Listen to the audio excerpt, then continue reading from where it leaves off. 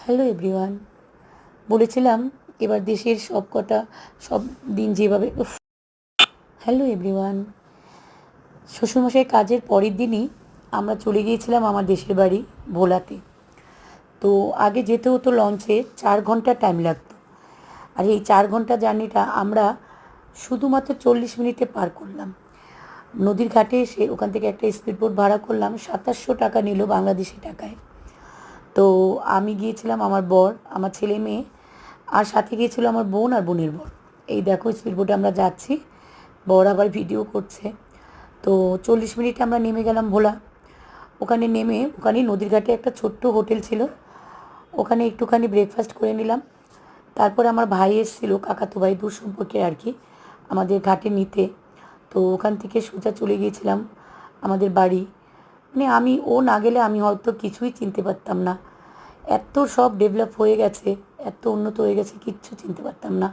যাই হোক, আমি কিন্তু বাড়িতে ঢুকে আমাদের ঘরটা আমি চিনতে পেরেছি। মানে এই হলো আমাদের ঘর।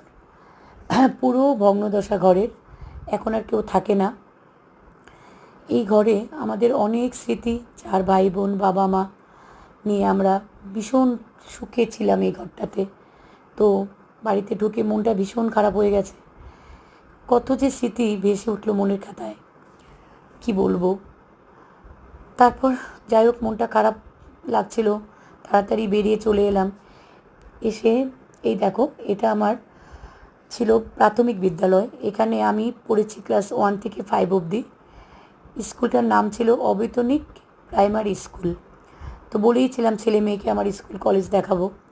তারপরে চলে গেছিলাম এখানে, এটা হলো সরকারি গার্লস স্কুল। তখন ভোলাতেই একটাই গার্লস স্কুল ছিল। তো এটাই আমি মাধ্যমিক পাশ করেছি এই স্কুল থেকে।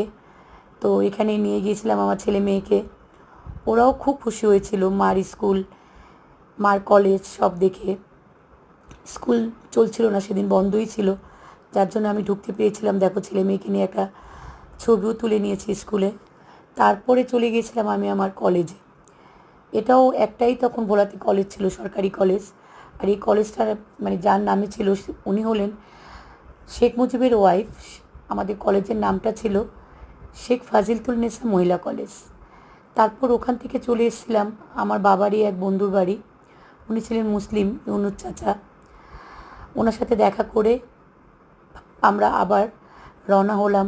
তো ফেরার পথে স্পিডবোট থেকে দেখতে পাচ্ছিলাম কিছু জেলে ভাই বোন মাছ ধরছে। তো এই নদীর মাছ, ইলিশ মাছ খুব নামকরা।